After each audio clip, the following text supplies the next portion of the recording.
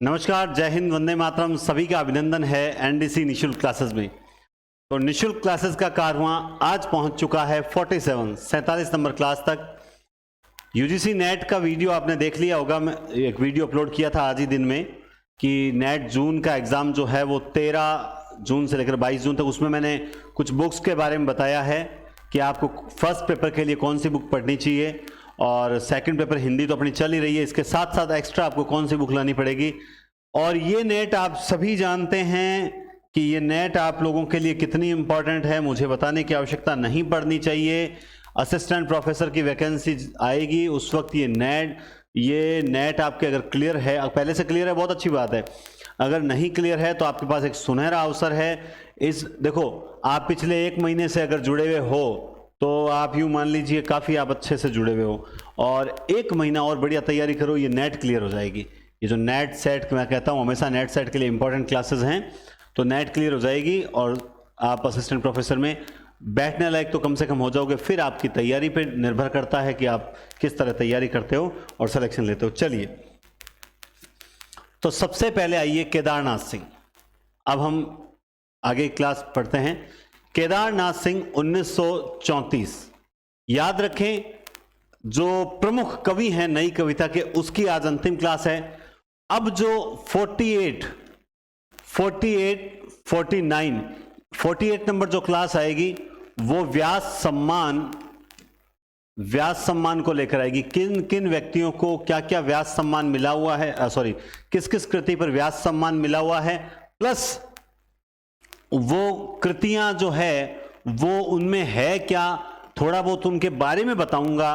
क्यों बताऊंगा? इसलिए बताऊंगा ताकि उससे क्या है कि वो रचनाएं आपके दिमाग में सेट हो जाएगी। अच्छा, हाँ, जैसे अब मैं आपको रोटी और संसद पूछूंगा ना, आप तुरंत कह दोगे हाँ धूमिल, एक आदमी रोटी बनाता है, दूसरा है ना, तो आप यूं बता दोगे। तो थोड़ी सी उनके बारे में चर्चा भी कर लेंगे, जिससे आपकी ये 48 नंबर क्लास, और कई बार एक सम्मान पूछते हैं, एक प्रश्न आता है और अपने बहुत काम का होता है, नंबर एक बार।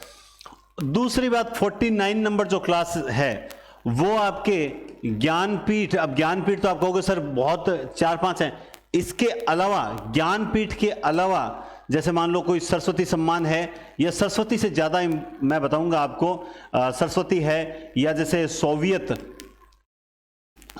भूमि जो पुरस्कार मिलता है कुछ कृतियों पर मिला हुआ है, आप जानते हैं। कुछ पुरस्कार बाद में बंद हो गए थे। इन पुरस्कारों की जो है, इनकी राशि क्या है, ये इन पुरस्कारों की शुरुआत कब हुई, ये हमें शुरुआत कब हुई थी ये हमें पता होना चाहिए। तो 14 नंबर, और जो अपनी 50 नंबर क्लास आएगी, यानी हम कह सकते हैं गोल्डन जुबली। ये बहुत, मतलब देखो, मेहनत जब करते हैं और उसका रिजल्ट आता है ना, तो अच्छा बहुत लगता है। मतलब 1 नंबर क्लास जब स्टार्ट की थी तब ये सोचा ही नहीं था कि मतलब इस तरह से हम 50 क्लासेस भी कर देंगे, वरना 50 दिन तक लगातार पढ़ना बहुत मुश्किल है। लेकिन जब रुचि बन जाती है ना, तब वो 50 दिन पता ही नहीं चला कब स्टार्ट की थी और कब हम 50 तक पहुंच जाएंगे।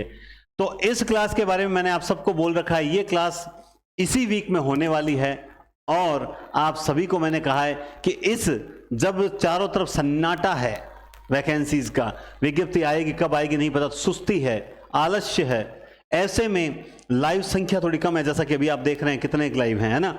तो आप लोगों को सबको इसके बाद भी जो देखेंगे, जो रात को देखेंगे, जो कल सुबह क्लासेस देखेंगे, जो कल दिन में देखेंगे, तो उन सभी साथियों से कहना चाहता हूं, आपको ये मान रखना पड़ेगा।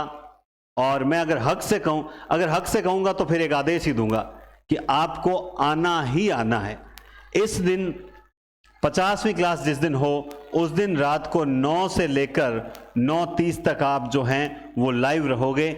इस 50वीं क्लास में मैं आपको एक बहुत बढ़िया क्लासेस दूंगा, जो आप जानते हैं साहित्य अकादमी पुरस्कार हैं। साहित्य अकादमी पुरस्कार जिनकी शुरुआत 1955 माखनलाल चतुर्वेदी से हुई थी, उन पुरस्कारों को ट्रिक से मैं आपको सारे पुरस्कार उंगलियों पे कराने का प्रयास कर रहा हूं। मैं 3-4 दिन से लगा हुआ हूं कि कुछ ऐसे ट्रिक्स तैयार हो जाए जिससे आपके एक ही क्लास में साहित्य अकादमी पुरस्कार जो है सेट हो जाएं। तो वो उस क्लास में आप सिर्फ मुझे 30 मिनट दे देना, ताकि मैं बता सकूं कि देखिए इस सीजन में भी अगर पढ़ाने वाला मन से पढ़ाए तो बच्चे 1000 से ज़्यादा लाइव भी रह सकते हैं। तो थोड़ा सा 50 क्लासेस में का सफर तय किया है, तो आप मेरा सहयोग करोगे, मैं इसी उम्मीद के साथ स्टार्ट करता हूं। एक बात और, अभी भी कुछ बच्चे टेस्ट सीरीज का पूछ रहे हैं, सर टेस्ट सीरीज कब स्टार्ट होगी, सर टेस्ट आए नहीं हैं। तो मैंने टेस्ट सीरीज का एक वीडियो बना के डाल रखा है, आप उसको देखो, उसमें सारी सूचनाएं मैंने बता रखा है। जून के स्टार्टिंग में टेस्ट सीरीज स्टार्ट होने जा रही है, ये मैंने आपको बताया है ना, ठीक है। और रही बात इसके अलावा, जो आपके नेट को ध्यान में रखते हुए मैं प्रश्नोत्तरी भी बहुत जल्द स्टार्ट कर रहा हूं, अगले वीक से स्टार्ट कर दूंगा प्रश्नोत्तरी, संडे या फिर मंडे से स्टार्ट कर रहा हूं प्रश्नोत्तरी। आप चिंता मत करो, मैं खुद आपके लिए चिंतित हूं। अब ये जो 16 तारीख से जो छुट्टियां होगी ना, ये छुट्टियां भी साहब आप लोगों को समर्पित है, ये छुट्टियां भी आप लोगों को समर्पित है। ऐसा नहीं है कि जो है छुट्टियां हैं अब तो सोएंगे, खाएंगे, पिएंगे, मौज करेंगे, कुछ नहीं है, बल्कि ये है कि वो जो 6-7 घंटे स्कूल में देते थे वो अब आप लोगों के लिए देंगे। तो उसमें प्रश्नोत्तरी वगैरह बढ़िया तैयार करेंगे, व्याकरण की तैयार करेंगे एसआई के लिए, और साहित्य की तैयार करेंगे सेकंड ग्रेड। तो व्याकरण की आप लोगों के लिए काम आएगी।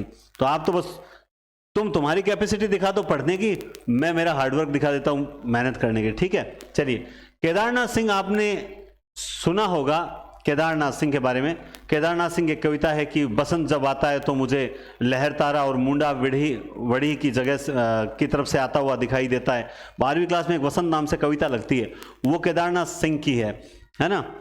उसमें वो वाराणसी की गलियों के बारे में बताया गया कि वाराणसी की गलियों से वसंत आता हुआ कैसा नजर आता है, ठीक है। इसके अलावा एक इनकी कविता है हाथ कविता, छोटी सी कविता है, एक हाथ कविता है, एक दुश्मन कविता है, हाथ कविता है, दुश्मन कविता है, ऐसी छोटी छोटी कुछ कविताएं हैं। तो हाथ कविता में है कि जब मैंने उसका हाथ पहली बार अपने हाथ में लिया तब मैंने देखा कि हाथ में इतनी गर्माहट होनी, मतलब 4-4 लाइनों की कविताएं लिख रखी है इन्होंने, लेकिन कुछ कविताएं बहुत अच्छी है। इनके बारे में कहा जाता है ये समकालीन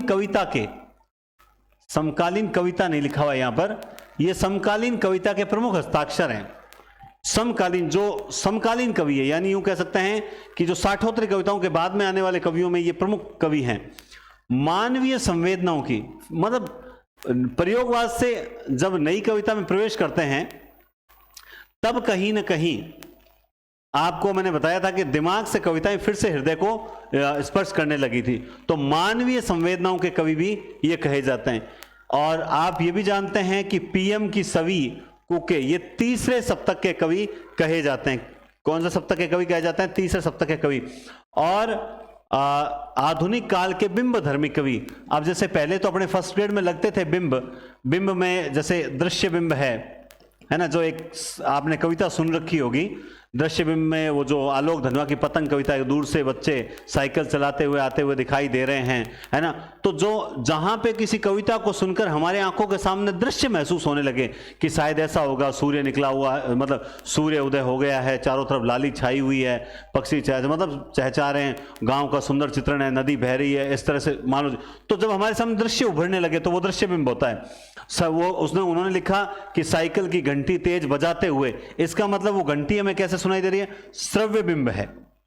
क्या है? श्रव्य बिंब है, ठीक है। इसके अलावा उन्होंने जैसे कह दिया कि खेतों की जो सरसों को छूते हुए कोमल कोमल सरसों, तो अब कोमल शब्द आते ही दिमाग में लगा कि भाई कोमल है कोई चीज, पता कैसे लगेगा? छूने का। तो वहां पे स्पर्श बिंब हो गया, स्पर्श बिंब हो गया। इसी तरह से जैसे मान लो मतलब खरगोश की आंखों जैसा लाल सवेरा। अब जो सवेरा हुआ सूर्य उदय का, तो उस सवेरे की तुलना खरगोश की आंखों से की। तो जहां नेत्र की बात हो जाएगी, आंखों जैसा लाल सवेरा, उसकी आंखों के डोले मतलब उसकी आंखों के जो डोले हैं वो ऐसे हो गए जैसे मान लो लाल लाल सूर्योदय, इस प्रकार से।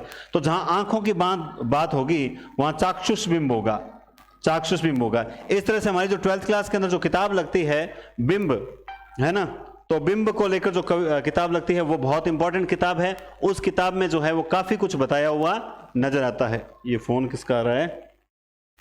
खैर, नहीं उठाना फोन। तो चाक्षुष बिंब। इसके अलावा इनकी कुछ पत्रिकाएं हैं। आवाज क्लियर आ रही? ओके। जैसे कविता नाम से, दशक नाम से, साखी नाम से, शब्द नाम से, बहुत इंपॉर्टेंट है साखी शब्द। और इसीलिए मैंने एक ट्रिक बना दी यहां पर, और वो ट्रिक क्या बनाई आपको दिखाई नहीं दे रही होगी। कविता दशक से ट्रिक क्या बनाई इन कविता पत्रिकाओं की? कविता दशक से साखी, कविता दशक से मतलब एक कविता जो है, कविता नाम की लड़की है, आप में से भी कोई होगी कविता जो पढ़ रही होगी।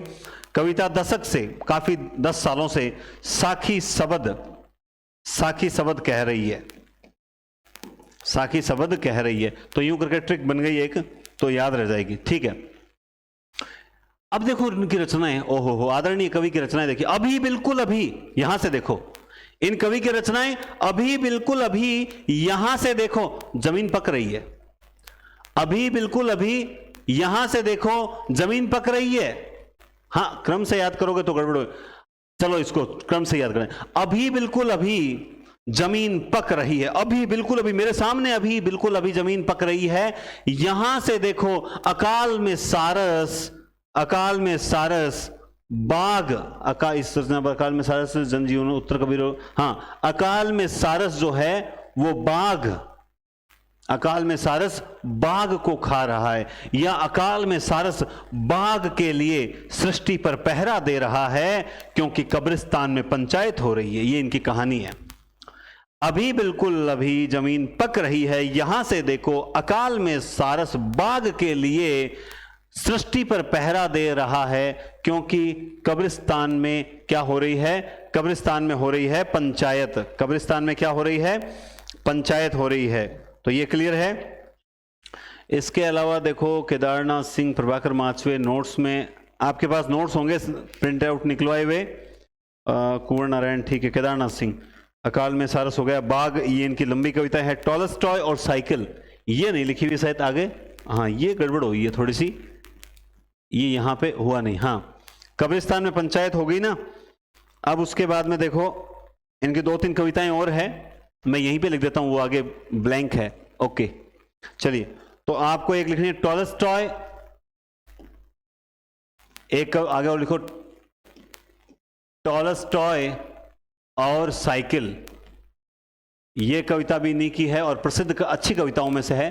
टॉलस्टॉय और साइकिल, सृष्टि पर पहरा हो गया। एक इनकी लंबी कविता और है मंच और मचान, ये भी याद रखना नेट की दृष्टि से, मंच और मचान, ठीक है। मंच और मचान, ये भी इनकी इंपॉर्टेंट कविता है। और इसके अलावा मुख्य रूप से, इसके अलावा इनके बारे में एक जिससे चीज और है मैं आपको बताऊं, ये जो जमीन पक रही है, ये जो जमीन पक रही है ना, इस रचना में इसमें रोटी, बैल और जमीन, ये कविताएं संकलित है। जो जमीन पक रही है इनका काव्य संग्रह है। ये क्या है, मैंने लिख रखा है यहां पर, काव्य संग्रह। इसमें रोटी, बैल, जमीन कविताएं संकलित हैं। इनको ग्रामीण संवेदना का, इनको ग्रामीण संवेदना, मतलब इनको ग्रामीण संवेदना का कवि कहा जाता है। गांव में किसी भी, मतलब कोई गांव में, किसी गांव में जो परेशानियां, दुख दर्द, तकलीफें होती है, उनके प्रति ये बहुत ही संवेदनशील है और मतलब हृदय से उनकी पीड़ाओं को उभारने का प्रयास करता है। ग्रामीण संवेदना, लोक चेतना, ग्रामीण संवेदना तथा लोक चेतना तथा गांव एवं शहर के, मतलब जैसे है एक कविता है, एक कविता मैंने लिख रखी है इन्हीं से प्रेरित होकर, जिसमें मतलब शहर और गांव के बीच में अंतर स्पष्ट किया है। तो वो कविता मैं टेलीग्राम पे डालूंगा, आप देखना उसी में। तो इनके बारे में भी क्या है, ये भी है ना, शहर और गांव इनके बीच में जो अंतर्द्वंद है ना, अंतर्द्वंद, उसको उभारने का प्रयास करते हैं। शहर और गांव के बीच में जो अंतर्द्वंद है उसको उभारने का प्रयास करते हैं। शहर और गांव को के अंतर्द्वंद को उभारने का प्रयास करते हैं। ग्रामीण संवेदना और लोक चेतना के कवि माने जाते हैं। ग्रामीण संवेदना और लोक चेतना के कवि माने जाते हैं। मंच और मचान इनकी प्रमुख कविताओं में से एक है, ठीक है। एक इनकी कविता मैं आपको बताता हूं, सुई और धागे के बीच में। क्या है? सुई और धागे के बीच में, ये एक इनकी कविता है, सुई और धागे के बीच में। इसमें है क्या? तो इसमें आप यूं मान लीजिए, मां का ममत्व, मां का ममत्व है एवं परिवार के प्रति समर्पण है। सुई और धागे के बीच में, मतलब देखो इस कविता का शीर्षक है ना, वो भी बहुत इंपॉर्टेंट है। सुई और धागे के बीच में जो संबंध होता है वही मां और पुत्र और या फिर परिवार के सदस्यों के प्रति, मतलब जो रिश्ता सुई और धागे में है वही हमारा पारिवारिक सदस्यों के साथ होता है। सुई के बिना धागे की वैल्यू नहीं है और धागे के बिना सुई की वैल्यू नहीं है। सुई अकेले कार्य नहीं कर सकती, कैसे कांटों का डंड में काम आवे, अरे तो किया काम कौन चले। सुई धागा मतलब ये साथ में ही आते हैं, इन दोनों की सार्थकता साथ रहने में ही है। वैसे ही असली मजा सबके साथ, परिवार के साथ रहने में। तो माँ के ममत्व और परिवार के प्रति जो समर्पण है उसके बारे में इन्होंने लिखा है, ठीक है। इसके अलावा इनकी जैसे बनारस है, अनागत है, हाथ है, दुश्मन है, ये कविताएं मैंने आपको बता दी। अकाल में सारस, इस रचना पर इनको साहित्य अकादमी पुरस्कार मिला हुआ है। इसमें ये जो अकाल में सारस है इसमें जीवनोत्सव कविताओं को शामिल किया गया है। मतलब एक तरह से ऐसी कविताएं जो आपको मोटिवेट करती है कठिन परिस्थितियों में भी, ठीक है।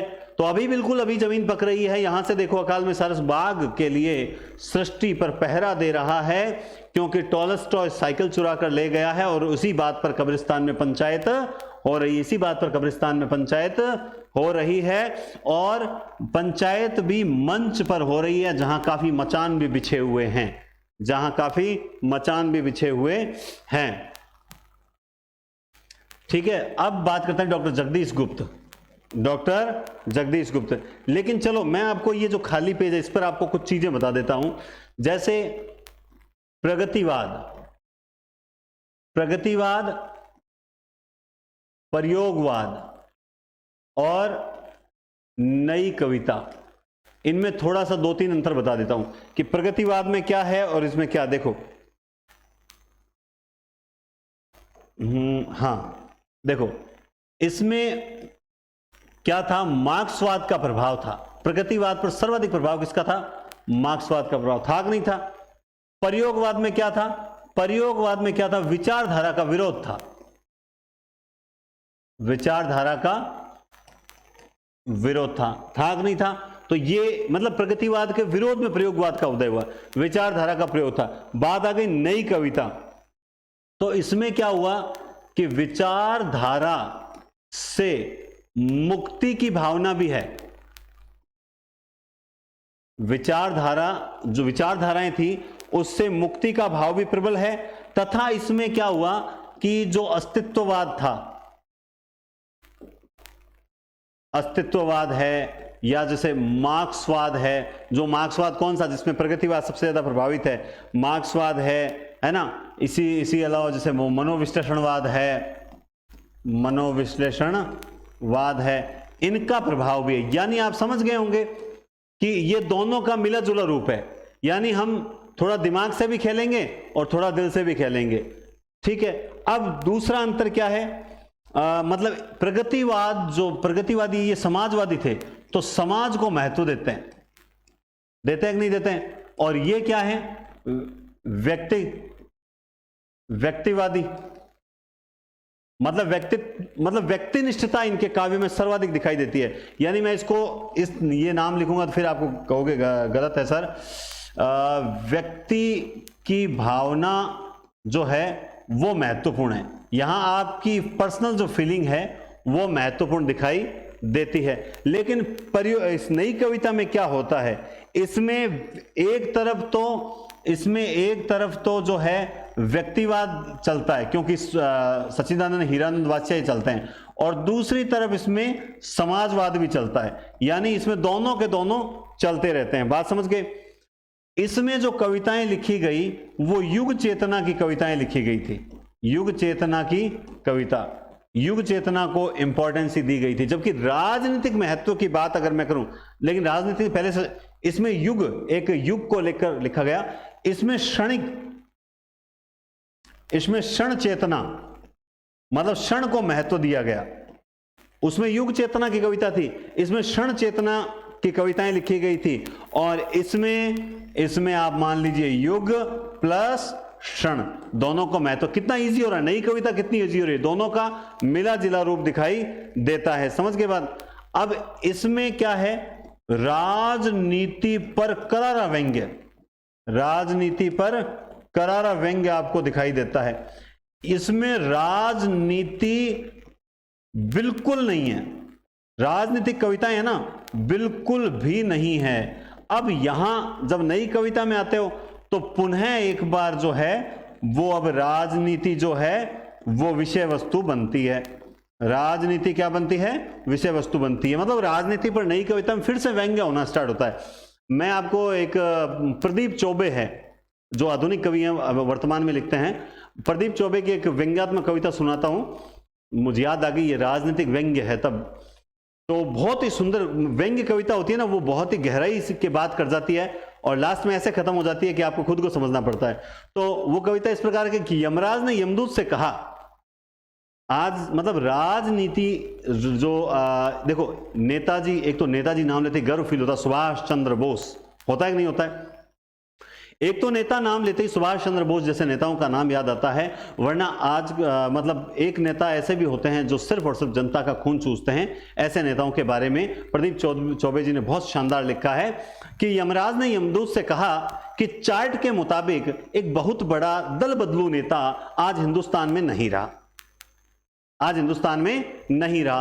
आज हिंदुस्तान में वो नेता नहीं है। इससे पहले कि उसकी आत्मा विधानसभा के चक्कर लगाए, तुम फौरन जाओ और उसकी आत्मा को यहां लेकर आओ। यमदूत बोला, आप भी कमाल का मजाक करते हैं यमराज, हिंदुस्तान का नेता और उसके भीतर आत्मा। बस यही कविता समाप्त होती है और आपको समझना पड़ेगा, क्योंकि यमराज ने जैसा कि कहा कि उसकी आत्मा कहीं विधानसभा के चक्कर न लगाए तो तू फटाफट उसकी आत्मा को लेकर आ। लेकिन क्या नाम है, यमदूत यानी चित्रगुप्त क्या कहते हैं कि हिंदुस्तान का नेता और उसमें आत्मा, अगर आत्मा होती तो हमारे देश की गरीबी, हमारे देश की जो है हमारे देश का एक बहुत बड़ा वर्ग जो है वो कहता है ना कि गरीबी रेखा के नीचे नहीं होते। अगर आत्मा ही होती तो राजस्थान जो है वो बहुत तरक्की कर चुका होता, हिंदुस्तान बहुत तरक्की कर चुका होता। आज उड़ीसा, झारखंड में जितनी गरीबी, भूखमरी देखने को मिलती है वो नहीं देखने को मिलती। भाईचारा बढ़ता, जेलस भावना नहीं आती। अब तो ये हालत हो चुका है, भारत माता की जय कहोगे तो ए पार्टी के गिने जाओगे, और अगर भाईचारे की बात करोगे तो बी पार्टी के गिने जाओगे, और अगर आप लोगों ने केवल निशुल्क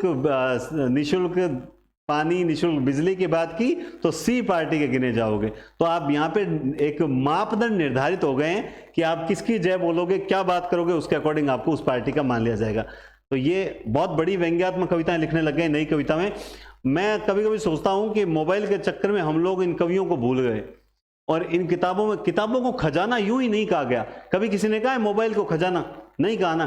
किताबों को खजाना यूं ही नहीं कहा गया। अगर पिछली 47 क्लासों में आपने ये चीज समझी भी होगी कि किस प्रकार से जो है सर बढ़िया बढ़िया चीजें निकाल के ला रहे हैं, तो सोचो, मैंने तो अभी तक क्या 2-4 चीज आपको सुनाई है, सोचो कितना खजाना है इन किताबों में। तो ये कुछ चीजें मैंने आपको बताई प्रगतिवाद, प्रयोगवाद और नई कविता के बारे में। जहां न भरता पेट, इंदु जी क्या हुआ आपको, व्यंग्यात्मक कविताएं हैं। राजनीति पर करारा व्यंग्य प्रगतिवाद में, जहां न भरता पेट, इंदु जी क्या हुआ आपको। चलिए, डॉक्टर जगदीश गुप्त 1924 उत्तर प्रदेश में जन्म हुआ। नई कविता पत्रकार, आप जानते हैं नई कविता, हमने वो कविता सुनी भी थी कल परसों और स्टेटस भी आपने देखा। वो कविता मुझे नहीं पता, मैंने बढ़िया सुना दी आपको। बाकी सबसे बड़ी बात है, मेरे जो आदरणीय मैडम हैं, जब मैंने बीएड की थी तब हमारे वहाँ हिंदी और इतिहास के मैडम थे, आदरणीय सरोज राठौड़ मैडम। मैं हमेशा कई बार चर्चा भी करता हूँ मैडम की एक बात जो मुझे आज भी याद है, और कहते हैं ना कि गुरु की बात, कुछ बातें होती है वही जीवन बदलती है। वो जब पढ़ाते थे, भाई ट्रेनिंग होती है, बीएड क्या होती है, तो वो एक बात बोलते थे कि अगर आपकी सब्जेक्ट पर आपकी कमांड है, ये उन लोगों के लिए है जो प्राइवेट स्कूल्स में पढ़ाते हैं या सरकारी टीचर बनने के लिए जा रहे हैं। तो कईयों की शिकायत होती है कि सर बच्चे मान नहीं रहे हैं, सर ये लड़का मानता नहीं है, सर वो पढ़ाते रहते हैं, क्लास में शोर होता है। तब उस पर वो उनका कहना था कि अगर आपकी सब्जेक्ट पे आपकी कमांड है, अगर आप में इतनी योग्यता है कि आप 1 घंटे अपने सब्जेक्ट के बारे में बिना देखे बोलने की हिम्मत रखते हैं, तो मजाल है कोई बच्चा क्लास के बीच में बोल जाए, उसकी हिम्मत ही नहीं होगी। और वो चीज आज भी मुझे याद है कि आप अपने सब्जेक्ट में इतना तो सीख ही लो कि अगर आपके पास आज पढ़ाने के लिए टॉपिक नहीं है तो आप अपने सब्जेक्ट के बारे में इतनी बातें बताओ उन बच्चों को कि बच्चों को दिमाग जो है वो कहीं इधर उधर जाए नहीं, वो आपकी बातों में ही खो जाए, इतना जरूर होना चाहिए। तो उन्होंने 2 साल में मुझे पहली बार कहा, सर नरेंद्र ये जो कविता है इससे तुझसे पढ़ने वाले जो बच्चे हैं उनको गर्व फील होता होगा। तो मुझे ये बात सुनकर बहुत, आप लोगों को कितना गर्व फील होता है मैं नहीं जानता, लेकिन एक मेरे गुरु द्वारा जब मुझे ये बात बोली जाती है तो मुझे बड़ा गर्व फील होता है कि मैं सही ट्रैक पर हूं, ये चीज है। चलिए, तो नई कविता के पत्रिका जो है उसके जन्मदाता हैं जगदीश गुप्त। इनकी प्रमुख रचनाएं हैं नाव के पांव, बोधि वृक्ष और सम्मुख। आप जानते हैं सम्मुख इनकी बहुत इंपॉर्टेंट रचना है। सम्मुख रचना में मानवतावादी चेतना को अभिव्यक्त किया गया है कि मनुष्य ही इंपॉर्टेंट है और राम की निंदा की गई है। सम्मुख वध कथा जो चलती है, सम्मुख वध कथा चलती है, उसको लेकर राम की निंदा की गई है ना। तो देखो राम निंदा अपने सीता परित्याग को लेकर भी भगवान श्री राम की निंदा होती है, सम्मुख वध को लेकर भी निंदा की। इसी तरह से मान लो कोई करने वाला बाली वध को लेकर भी है, वो भगवान श्री राम की निंदा कर दे। लेकिन परिस्थितियां और कुछ वरदान ऐसे हुआ करते थे जिसके कारण जो है वो इन्होंने, जो हमारे आदि पुरुष हैं, उन्होंने जो कार्य किए वो उनको करने आवश्यक हो गए थे और सब विधि का विधान था। उसी के अकॉर्डिंग भगवान श्री राम ने मनुष्य जन्म में विधि के विधान के अकॉर्डिंग चले थे, विधि को बदलने का प्रयास नहीं किया। हाँ, हम आधुनिक सोच के अकॉर्डिंग इसकी आलोचना करने के लिए तैयार रहते हैं, कोई बात नहीं, लेकिन अच्छी रचना है, अच्छी रचना। इन्होंने अपने तर्क दिए हैं, अच्छी रचना है, समय मिले तो आप पढ़ो, इसमें कोई दो राय नहीं। विजय देव नारायण शाही नई कविता में लघु मानव की महत्ता के संस्थापक। भाई नई कविता में लघु मानव को स्थापित करने का श्रेय, लघु मानव को लेकर कविताएं लिखने का जो काम है इन्होंने वापस किया था। आप जानते हैं कि छायावाद का मानव महामानव है, प्रगतिवाद का मानव शोषित मानव है, नायक मतलब नायक। प्रयोगवाद नई कविता का मानव लघु मानव है। तो हम पढ़ते हैं कि प्रयोगवाद का जो मानव, जो नायक है वो कौन है, वो लघु मानव है। लेकिन आप याद रखना उसको प्रतिष्ठित करने का श्रेय किसको है, विजय देव नारायण शाही को। इनकी प्रमुख रचनाएं हैं मछली घर में संवाद तुमसे करेंगे, साखी अलविदा। साखी अलविदा, साखी है या सखी है ये मुझे लग रहा है, डाउट है थोड़ा सा, मैं चेक कर लेता हूं नोट्स में। विजय देव नारायण शाही कहां हो आप? हाँ ये है, साखी है, ठीक है भाई, ओके। क्योंकि देखो मात्रा एक अलग लग ही जाए, क्या पता, चेक कर लेना चाहिए। तो मछली घर में संवाद तुमसे करेंगे, साखी को अलविदा कहेंगे। किसको अलविदा कहेंगे? साखी को अलविदा कहेंगे, क्योंकि साखी शब्द रमेनी भक्ति काल की हैं, इसीलिए विजय देव नारायण शाही ने उनको क्या कह दिया, क्या कह दिया, अलविदा कह दिया। चंद्रकांत देवताले बहुत अच्छे कवि हैं और ये भी मतलब अच्छी अच्छी कविताएं लिखते हैं। एक जैसे मतलब व्यंग्य, नई कविता की खास बात क्या है, व्यंग्यात्मक कविताएं बहुत गजब लिखी हुई है। एक बार एक लाइब्रेरी से किताब मैंने इशू कराई थी, तब उसमें एक कविता थी थोड़ी सी मतलब मारवाड़ी टाइप में। आज के समय को देखना और ध्यान से समझना। उन्होंने मतलब उस कविता में इस प्रकार लिखा हुआ था कि आम छू कागजी बादाम छू, मतलब रुपए की औकात बताई है। आम छू कागजी बादाम छू, महंगाई के राज में सस्ताई को नाम छू। झूठ है सफेद और काड़ो है बाजार, आ हरा हरा नोटा किया गहरी गहरी मार। आया राम गया राम को रिवाज चल गो, राम है हराम में हराम राज चल गो। राम है हराम में हराम राज चल गो। आज कहते हैं राम राज्य की कल्पना कर रहे हैं, लेकिन जैसा कि अभी मैंने यमदूत और यमराज वाली कविता आपको सुनाई, कहता है ना कि राम है हराम में हराम राज। राम को तो बदनाम किया जा रहा है, हराम राज चल गया आजकल, सब कोई किसी को लूटने का प्रयास कर रहा है। तो बहुत अच्छा व्यंग्य था। आम छू कागजी बादाम छू, महंगाई के राज में सस्ताई को नाम छू। झूठ है सफेद और काड़ो है बाजार, आ हरा हरा, खैर आजकल गुलाबी है, अब गुलाबी गुलाबी नोटा किया गहरी गहरी मार। आया राम गया राम को रिवाज चल गो, राम है हराम में हराम राज चल गो। तो ये आजकल तो हम यही देखने को मिल रहा है। तो चंद्रकांत देवताले हड्डियों में छिपा ज्वर, हड्डियों में छिपा ज्वर, दीवारों पर खून से लथपथ लकड़बग्गा हंस रहा है रोशनी के मैदान में। आग हर चीज में बताई गई थी, आग हर चीज में बताई गई थी और भूखंड उस आग से तप रहा था। पत्थर की बेंच भी तप रही थी, इतनी पत्थर रोशनी में पत्थर फेंक रहा हूं। मतलब देखिए कॉम्बिनेशन, हड्डियों में छिपा ज्वर, हड्डियों में ज्वर छिपा है क्योंकि खून तो सारा दीवारों पर है। हड्डियों में ज्वर छिपा है क्योंकि खून तो सारा दीवारों पर है। लकड़बग्गा हंस रहा है रोशनी के मैदान में। रोशनी के मैदान में आग हर चीज में बताई गई थी और भूखंड उस आग से तप रहा था। पत्थर की बेंच भी तप रही थी क्योंकि वो भी उस भूखंड पर बनी हुई थी। इतनी पत्थर रोशनी में पत्थर फेंक रहा हूं, पत्थर पत्थर पत्थर। चंद्रकांत देवताले ने आप सबको याद करवा दिया कि पत्थर किसी अगर रचना में आ जाए तो पहले मेरे बारे में सोच लेना। भूखंड तब पत्थर की बेंच पर इतनी पत्थर रोशनी में पत्थर फेंक रहा हूं। और आखिर में जब पत्थर फेंक दिए तो इस रचना पर बोला कि अरे ले साहित्य अकादमी पुरस्कार ले, तू पत्थर फेंकते फेंकते मतलब इतने क्या पत्थर फेंक रहा है। आखिर पत्थर फेंके तो साहित्य अकादमी पुरस्कार भी दे दिया। जगदीश चतुर्वेदी को अकविता आंदोलन के प्रवर्तक कहा जाता है। इनकी एक रचना है इतिहास अंता। अब जो कवि आ रहे हैं उनके एक दो रचना इंपॉर्टेंट है। राजेश जोशी 1946 मध्य प्रदेश। इनके एक दिन बोलेंगे पेड़, लेबर कॉलोनी के बच्चे बिजली सुधारने वाले।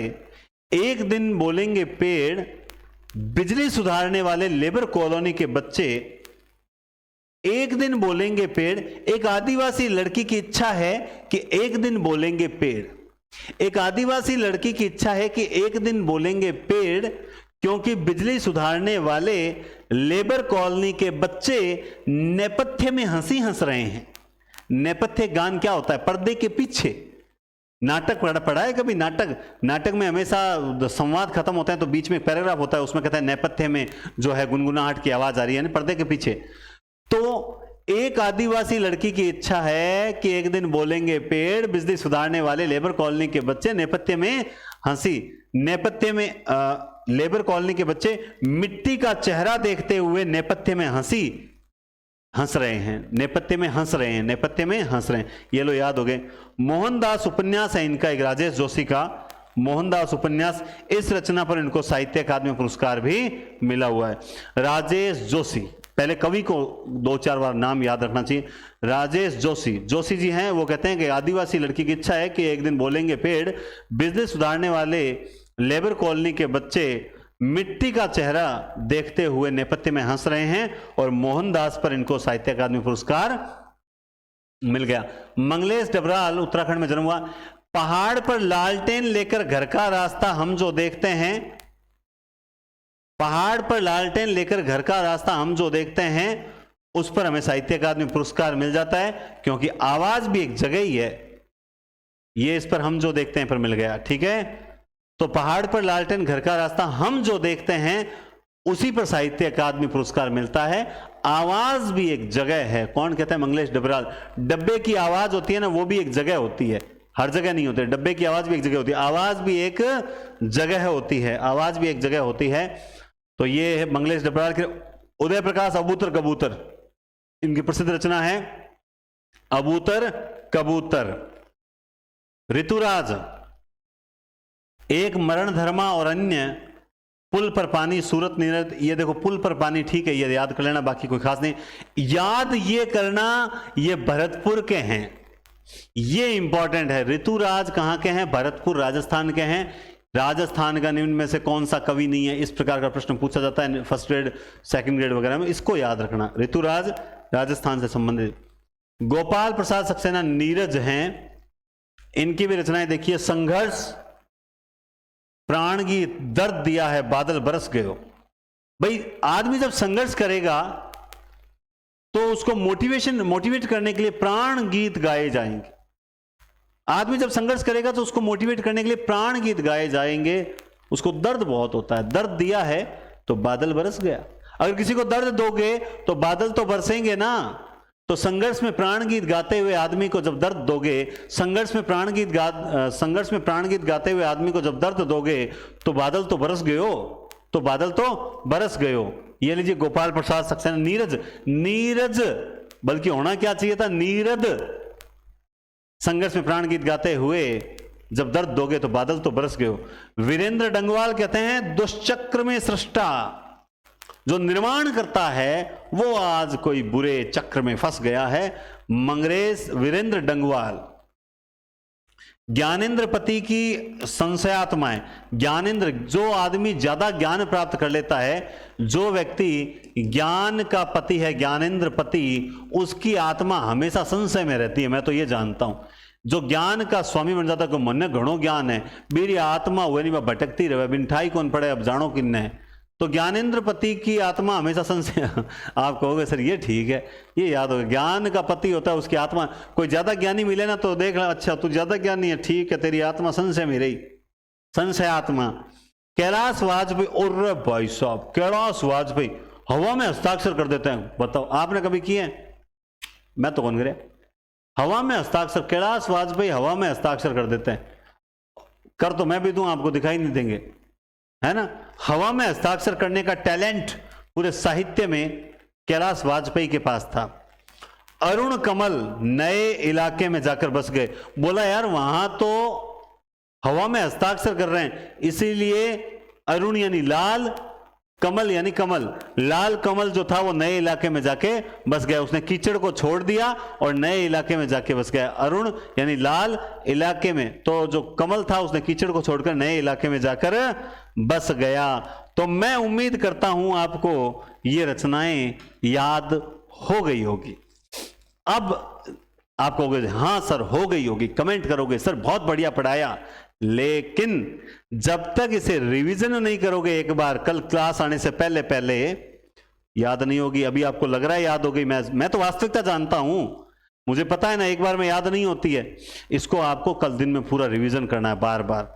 और एक बात बता दूं, नेट सेट के लिए ना ये रचनाएं ज्यादा इंपॉर्टेंट होती है, क्योंकि ये इस प्रकार की रचनाएं आती है ना, हमें पता ही नहीं रहता कि अरे किसकी है, क्योंकि कवि हम रात दिन पढ़ते नहीं है ना, ये इसलिए गड़बड़ होती है। तो आप बेहतरीन ढंग से पढ़ें और टेस्ट सीरीज जो हैं जून से पहले पहले, मैंने कह दिया ना, कोशिश करें कि जितना, अब देखो नेट की टेस्ट सीरीज जो हैं उसका मूल्य बढ़ सकता है, इसीलिए आप आज ही अगर नेट वाली लो तो ले लीजिए, और जो संपूर्ण पाठ्यक्रम वाली है, मैं फिर कह रहा हूं टेस्ट सीरीज वाला वीडियो देखना। अभी नीचे देखो आ चुका है, यहाँ आ चुका है ना डिस्क्रिप्शन में, मतलब जब क्लास खत्म होने वाली होती है यहाँ आ जाते हैं, है ना। तो उसमें जो संपूर्ण पाठ्यक्रम वाली टेस्ट सीरीज है वो सबसे बेस्ट रहेगी, और आपको 1-1.5 साल तक, बल्कि 1 नहीं 1.5 साल तक आपको कहीं पर भी झांकने की आवश्यकता नहीं पड़ेगी, मेरा यही कहना है। ठीक है दोस्तों, तो बहुत बहुत धन्यवाद, टेक केयर, और कल क्लास देते हैं व्यास सम्मान की। और अब क्लासेस क्या है कि इस वीक में मुझे संडे खींचना है, तो 2-3 क्लास कल हो सकता है क्लास आ जाएगी, टेलीग्राम पता लग जाएगा, नहीं आएगी तो भी पता लग जाएगा, है ना, क्योंकि अब मुझे एक क्लास एक दिन छोड़ के संडे को 50वीं क्लास लेनी है। ठीक है, तो बहुत बहुत धन्यवाद। और क्योंकि मुझे प्रश्नोत्तरी की थोड़ी सी रूपरेखा तैयार करनी है तो समय चाहिएगा। बहुत बहुत धन्यवाद, टेक केयर, शुभ रात्रि। हैं ये क्या हो गया?